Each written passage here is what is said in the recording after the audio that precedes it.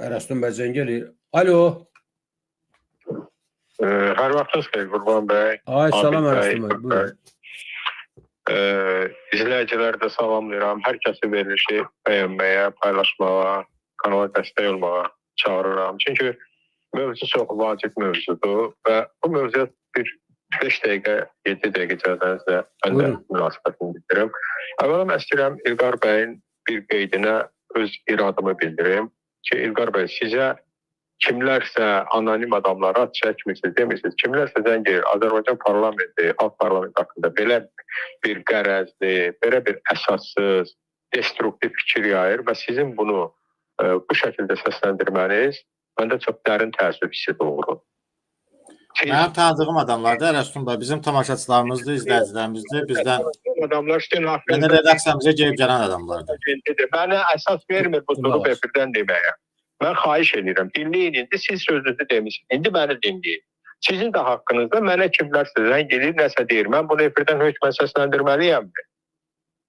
Və niyə bunu etməliyəm? Bu yanlış mövqedir, bu siyasi mövqe deyil. Bu inciklik mövqeyidir. Sizin təklifiniz keçməyibsə, qəbul olunmayıbsa, siz bunu bax bu cür eləməklə, mən şəxsən sizin dilinizdən bunu xalq parlamentinin ünvanına şantaj kimi qəbul edirəm.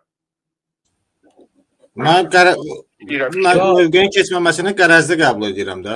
Qulaq as da, qeyd elədi, özünü qeyd elədi, cavab verərsən sonra. Siz artıq o qədər danışdınız burada xalq parlamentlərlə. Mənim bir kəlmə sözümə dözümünüz yoxdur. Mən sizə deyirəm ki, əgər sizin təklifiniz keçməyibsə, buna görə xalq parlamentinin ünvanına kimlərinsə, anonim şəxslərin sizə dediyi fikirləri tribunadan xalq parlamentinin üzvü olaraq səsləndirməniz olduqca yanlış hərəkətdir. Bu ən yüngül ifadədir. Mən etik çərçivələri gözləyərək deyirəm ki, bu çox yanlış ifadədir.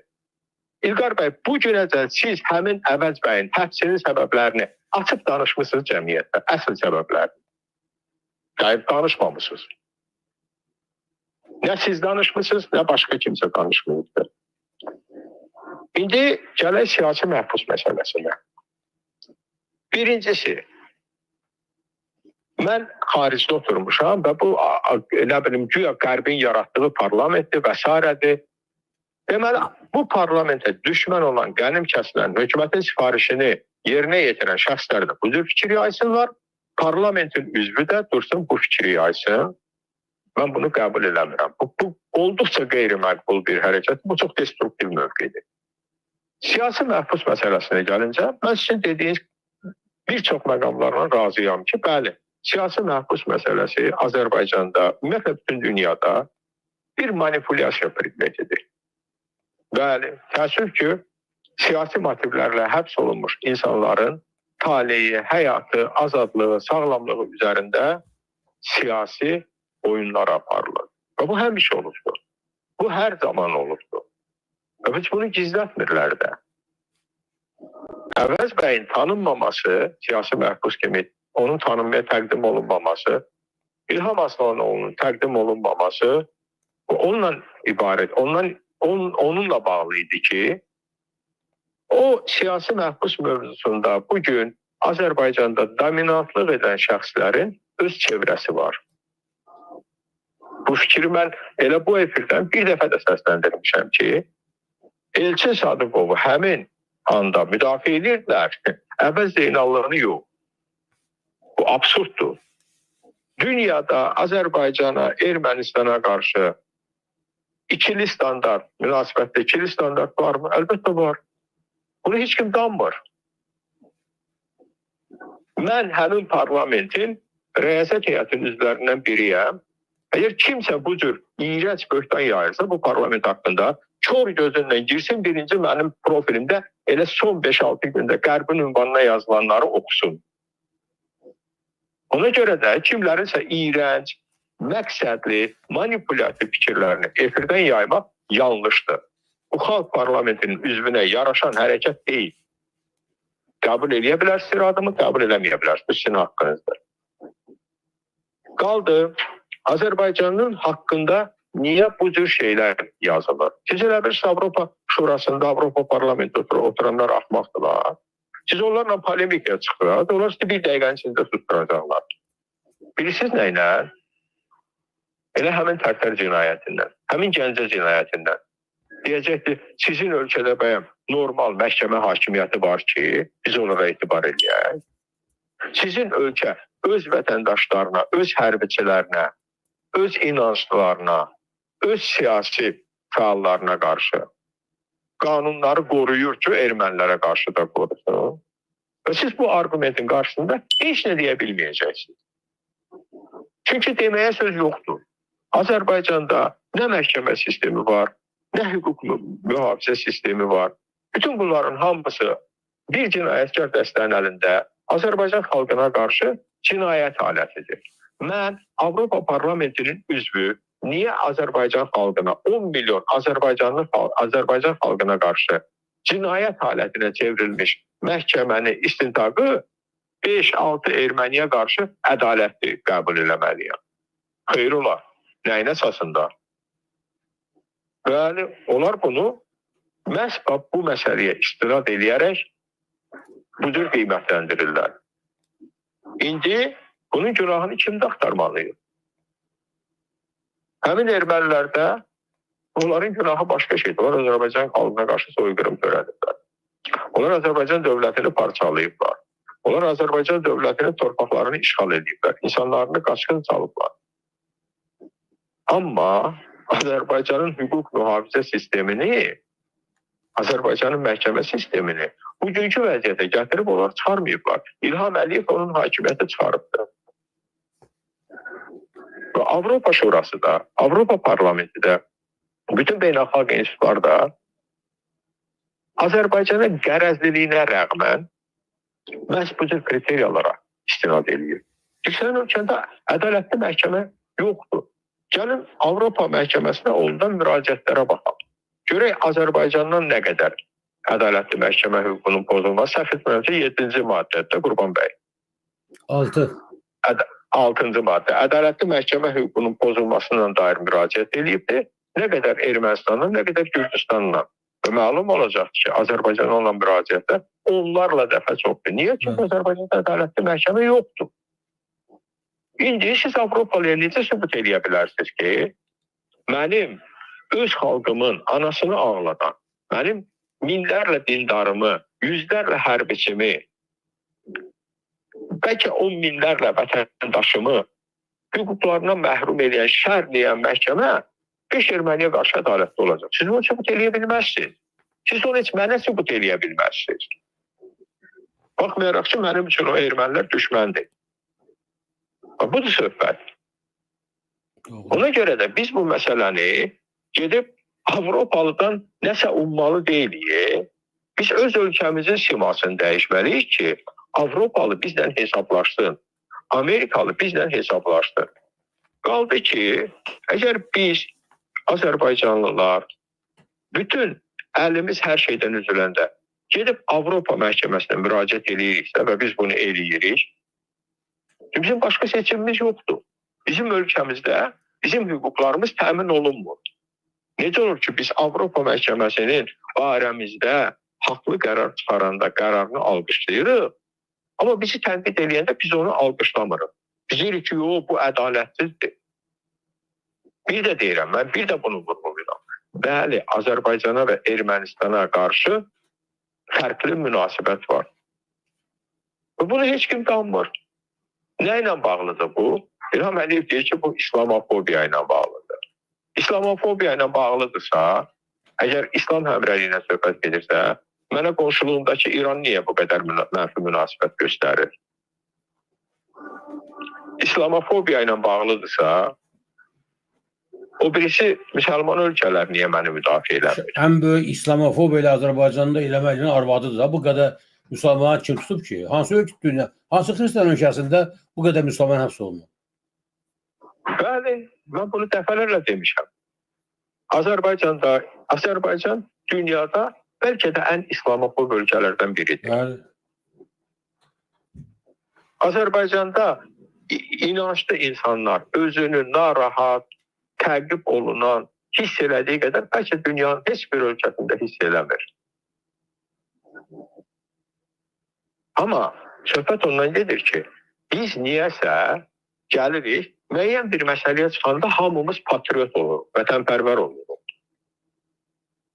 Avropa məhkəməsi və yaxud Avropa Birliyi və Avropa Şurası ermənilərlə bağlı bir iradə bildiribsə bizə, biz hökmən buna qalxıb münasibət bildirməliyik. Münasibət bildirəcək, ağzımızdan vurub deyəcəklər ki, siz döyürsünüz illərlə deyən ki, sizdə ədalətli məhkəmə yoxdur. Və biz nə cavab verəcəyik? Siz cavab tapıb verəcəksiniz. Şəxsən mənim ona cavabım yoxdur. Hansı ədalətlə söhbət gedər ki, mənim ölkəmdə 40 dənə qərarı qəbul olunmuş hakimi bir həftədən sonra qaytarıb məhkəmə sədri təyin edirlər. Minlərlə insanın haqqını pozan, məhkəməni məsxəriyə çevirən bir yaramazı gətirib hərbi məhkəmənin hakimi təyin edirlər. Və siz bilirsiniz, bugün o məhkəməni aparan həmin hakimdir. Biz indi hansı Avropalıya sübut eləyə bilərik ki, Qurban bəy, onun adını xatırlanan o Zeynalov nə idi? Öyle burada var da, Zeynal Ağayev burada var. Bəli, Zeynal Ağayev. Avropa Şurasının bu qərarında onların adı var. Camal Ramazanov, Anar Rızayev və Zeynal Ağayev. Üçü də ləyəqətsiz biridir. Tərtər işində hamısının barbağı var. Bəli, bunların hamısı tərtər işində nəinki ədalətsiz məhkəmə hökmü çıxarıblar. Bunlar ağır cinayətlər törədiblər. Məhkəmə sənədlərini saxtalaşdırıblar, ifadələri saxtalaşdırıblar, zərər çəkmişləri susturublar. Tərtər işində, öz istirəm ərəstun və tərtər işində ədalətsiz hökmdən söhbət gedə bilməz saat dostlar, səmətəllər diqqətli olun. Orada sadəcə qanunsuz hökmə, ədalətsiz başqa şeydir. Bəzən ədalətsiz qərar qanun olur. Qanuni hökm ədalətsiz bəzən olur. Onu biləsiniz siz. Ya ədalətli olur. Burada tərtər işində sırf qanunsuz hökm çıxarılıb. Yəni heç bir cinayət hadisəsi yoxdur, da hökm çıxardılar. Ədalət odur ki, 8 il əvəzdən 10 il verib, 15 il verib belə. Buyurun. Və Avropalı, mən əsl Avropalıya vəkillik zad eləmək fikrində deyiləm. Mən Azərbaycan xalqından başqa heç kimin qarşısında vəkillik eləmək öhdəliyim yoxdur. Avropalı deyir ki, gəlin görək bu ermənilərin məhkəməsinə aparan hakim Zeynal Ağayev kimdir? Girir internetə və tapır ki, bu adam tərtər işi kimi ağır bir cinayətdə onlarla ədalətsiz qərar çıxarıb. Ədalətsiz yox, ümumiyyətlə qanunsuz qərar çıxarıbdır. Avropa nə deməlidir? Avropalı deməlidir ki, Zeynal Ağayev yaxşı olanı biz ona etibar edirik. Avropalı deyir ki, Zeynal Ağayev yaramazın, alçağın birisidir. Ona ümumiyyətlə nəinki bir insan haqqında hökm çıxarmağı, dəxli yoxdur Azərbaycanın olsun, erməni olsun, lap küçədəki üzr istəyirəm, çox üzr istəyirəm, bütün izləri it olsun. Onun haqqında qərar çıxarmağa, hökm çıxarmağa imkan vermək olmaz və burada İlqar bəy deyir ki, yox, nə danışırsınız? Siz səhvsiniz, siz qərarsınız. Necə oldu bu Zeynal Ağayev tərtər qurbanlarının işini bu şəkilə gətirib salanda biz onu tənqid edirik, biz onu yaramaz adlandırırıq. İndi deyir ki, biz bu ermənilərə qarşı ədalətli hökm çıxaracaq. Bunu dünyada heç kimə izah edə bilməzsiniz, əzizim.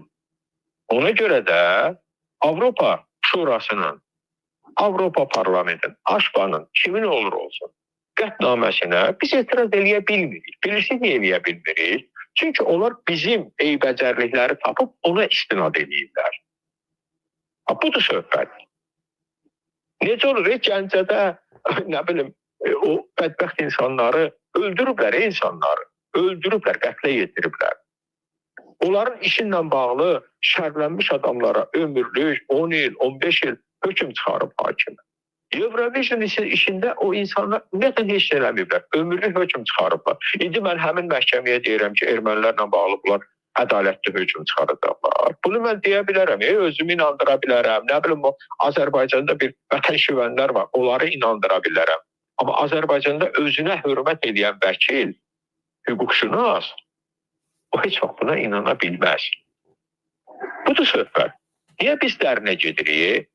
Niyə biz özümüz qərəzli yanaşırıq? Mənim məhkəmə sistemim budur, qardaş. Mənim məhkəmə sistemim dünyanın ən iyrənc məhkəmə sistemindən biridir. Avropada bunu deyir də. Deyir, belə məhkəmə sisteminə həmin erməninin haqqında ədalətli hökm çıxaracağına inanmaq olar. Əlbəttə olmaz. Budur söhbət. Qaldı. Bir üz istəmə Rəstum bəy, bir dəqiqə tələsmə. Buyurun. Burada mən inanmıram ki, İlqar bəy o hakimləri müdafiə ilə burada başqa şeydən söhbət gedir. Bu günü biz Avropa Şurasına işləməliyik. Orada kimlərəsə başa salmaq lazımdır ki, qərarlar qəbul olunanda elə qəbul olunmalı ki, Azərbaycan xalqını bu eləmə limin bu alçaq rəzil rejimi müdafiə eləməyə məcbur eləməyəsiniz. Yəni burada bu qərarda ermənilərin etik təmizlənməsi, nə bilim, onlara qanunsuz cəza verilməsi, onlara qarşı alçaldıcı, yəni yalan və böhtanlar da bu var deyə istər-istəməz istənilən Azərbaycan vətəndaşı məcburdur ki, bu qərarın əleyhinə, bu hissəsinin əleyhinə danışa. O biri hissəsi siz deyən kimi hakimlərlə bağlıdır, ədalətsizliklərlə bağlıdır. Onda dilimiz gödəkdir deyə bilmirik. Çünki faktlar var. Siz deyən kimi özümüz tələb edirik Avropa məhkəməsindən. Özümüz yazırıq şəxsən. Mən tərtərlə bağlı neçə səhifə hesabat göndərmişəm bütün xarici beynəlxalq ölkələrə. Sabah mənə demirdi ki, sən özün mənə deməmişdin ki, məhkəmə yoxdur. Yəni qətnaməni yazanda Avropa Şurası bunu elə yazmalıdır ki, Azərbaycan xalqı bu diktatura rejimini dəstəkləməyə məcbur olmasın öz vətəninə görə, dövlətinə atılan böhtana görə. Bu biraz incə məsələ var burada, bunu gəlib bir nəzərə alaq. Gəlin biz bunu da aydınlaşdıraq. Olar Qurban bəy, 3 dəqiqədə vaxtdır. Buyurun. Burada bir disonans yaranır da Azərbaycanla Ermənistan arasında. Ermənistan deyir ki, onları deportasiya ediblər. Halbuki Ermənistanın heç rəhbərliyi israrla demir ki, onları deportasiya ediblər. Bəli. Mən siyasi rəhbərliyi nəzərdən tuturam. Amma hər bir halda ermənilərin mövqeyi odur ki, oradan erməniləri Qarabağın dağlıq hissəsindən etnik təmizləməyə məruz qoyub deportasiya ediblər. Bu tərəfdən də Azərbaycan deyir ki, biz onları könüllü, biz onları ümumiyyətlə qovmamışıq, biz onlara deyirdik qalın. Və həqiqətən də bu belədir. Amma indi sual olunur ki, Avropa institutları Azərbaycanla əlaqələrini kəsib. Yəni, Azərbaycanla kəsməyib, gəlin indi ədalətli olaq. Azərbaycan nümayəndə heyəti, Azərbaycan Avropa institutlarından o qədər iğrənc rəftar edib ki, axırda dedilər, çıxın gedin, buradan. Məcbur elədilər. Və axırıncı İlham Əliyevin bəyanatda yadınızda da Avropa məhkəməsinin qərarlarını icra eləməkdən imtin eləmək. Doğrudurmu? İndi bu konfliktdə, bu maraqların toqquşması konfliktində Ermənistanla Azərbaycan arasında Avropada kim qaldı, kim qalmadı? Ermənilər qaldı, elədirmi? Avropada onların mövqeyi təqdim edəcək də. Biz nə istəyirik? Çünki Azərbaycanla Avropa institutları arasında artıq heç bir əməkdaşlıq yoxdur. Görək, xalq parlamenti biz biraz fəallıq edək də, Rəstum bəy. Biz gərək müraciət edək, gedək oturaq, bizim nümayəndəmizi göndərək, Abir Qafarovu göndərək, maliyyələşdirək, göndərməliyik, geçsin Avropa Şurası qardaş, sən onu qəbul eləmişsən, qolmuşsan burada itiq olan kimi. Mənim xalqım mənə seçib axı. Mənə şərait verək. Bir nəsə olsa, mənim ictimai əsaslarım burada təmsil olmuş, sözümü deyim. Biz gəldik bura. İndi biz, bəli, təşəkkür edirəm, siz məni önlədiniz. Mən elə bura gəlirdim. Və mən buna Abid bəy efirdədir deyə demirəm bunu. Əziz vətəndaşlar, biləsiniz. Abid bəy öz gücündən, enerjisindən, intellektual potensialından, öz israrlı, məqsəd yönlü fəaliyyətindən o qədər böyük bir iş görür ki, şəxsən mən həyatımda çox az bu qədər belə zəhmətkeş, bu qədər çalışqan adam görmüşəm. İndi Abid bəy gedir Avropa Şurasına, AŞB-ya, deyir ki, biz xalq parlamenti olaraq sizlə əməkdaşlığa gəlmişik. Amma birinci, sizin üzrünüzdə bu nə qətnamədir qəbul eləmişsiniz? Biz qəbul eləyəcəklər orada. Yox, tüpürmə. Onu gərək əvə giymədir, qəbul edin, sonra tüpürər. Bəli, məsəl üçün deyirəm. Mənim bu artıq siyasi yanaşmadır. Qurban Tabii bəy. da bu değil kim dedi kim sana orada aç kapını gelesen öldürey. Hə. Yəni belə siyasət olmur əzizlərim. Biz dövlət olaraq bu gün İlham Əliyevin apardığı destruktiv xarici siyasət nəticəsində dünyadan təcrid olunmuşuq və təcrid olunduğumuz dünyada bizim üzərimizə gəlir. Biz gördük ki, bu metod hamı ilə sərt dildə danışmaq, şantaj dilində danışmaq, hamını ittiham eləmək işləmir. Bu kontrproduktivdir. Yəni əks nəticə verir. Biz neyirik? Həmin metodu götürək tətbiq eləyək. Ondan sonra bizi Avropa Şurasının, Avropa Birliyinin heç üzr istəyirəm, Evet, tam doğru. sanitar qovşağına da buraxmayacaqlar. Niyə deyəcəklər bunlar elə İlham Əliyevin astar üzüdür? Yo, Abid Bey Bakılıdır. Erastum ama Bakı qoçularından değil, narahat olma. O Bakının o ziyalı hissəsindəndir. O gelip söyleyip təhqir edilmez əvvəldə də. Onlar dil tapar, darıxma. Qurban bəy, İlqar bəyin dediyi etiraz qətnaməsini qəbul eləmək elə söyüş döyməkdir. Bu İlqar Bəy də siyasi piratdır da. Neyindi bu? Bu cavandır, Olsun, maksimalist olsun, istəyir hər şey yaxşı olsun. Mən görürsünüz İlqar bəyin bircə dənə fikrinə etiraz elədim xalq parlamenti haqqında. Ki mənə belə deyirlər. Mənə də çox şey deyirlər. Neyim durum mən səsləndirim bunun hamısını. Mən bilmirəm hələ onu deyən adamların siyasi anlayışı nədir, tutumu nədir, səviyyəsi nədir, O yanlış mövqeyi metoddur. nədir. Evet, tam doğru. O Mən cavanlarla ona irad bağlı. bildirdim. Başqa şeyə irad bildirmirəm. Sadəcə mən izah edirəm ki, əgər biz bir beynəlxalq institutla əməkdaşlıq eləmək istəyiriksə, biz bu əməkdaşlığı söyüşlə başlamamalıyıq. Biz bunu başqa metodlarla, siyasi metodlarla başlamalıyıq. Ona görə deyirəm ki, mən şəxsən belə qətnamənin qəbul olunmasının tərəfdarı deyiləm. Çünki bu bizim yollarımızı bağlayacaq. Yolların bağlanması da nədir? İlham Əliyev bağladı, nəticələrini görürük. Azərbaycan bugün Avropa Şurasından, AŞKA-yla, Avropa Birliyi ilə başqa münasibətlərdə olsaydı, mən sizi 99% əmin edirəm ki, elə qətnamə qəbul olunmazdı. Və xatırladıram, yeri gəlmişkən, AŞKA-da, Avropa Parlamentində də Azərbaycan torpaqları işğal altında olanda dəfələrlə Azərbaycanların etnik təmizlənməsinə dair qətnamələr qəbul olunubdur. Olunubdur bu. Bu həqiqətdir. Var, baxın, axtarın, tapın. İnternetdə bunun hamısı var.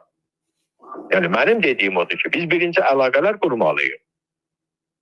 Sonra gedib orada öz mövqeyimizi təqdim eləməliyik. Sonra orada özümüzə tərəfdaş yığmalıyıq. Yoxsa məni hələ qapıya buraxmayıblar, hələ gedib qapıya çatmamışam. Mən yumruq silkəlib söyüş söyürəmsə, məni çox qapının 100 metrliyinə də buraxmayacaqlar. Sözüm bundadır. Doğru. Biz ictimai siyasi qurumu və biz siyasətçi kimi davranmalıyıq. Burada hisslərə qapılmaq olmaz. Hansısa bir emosional deyək ki, fikrin yedəyində getmək olmaz. Siyasətçi kimi davranmalıdır. İlqar bəy mənim iradımdan incidirsə, mən üzr istəyirəm. Amma bu dostcasına, yoldaşcasına iraddır. Və iradım da dediyim kimi yeganə şeydir. Təşəkkür edirəm. Mənə sual yoxsa icazənizlə var olmayın. Araşdırma çox sağ olun, minnətdarım. Sağ olun.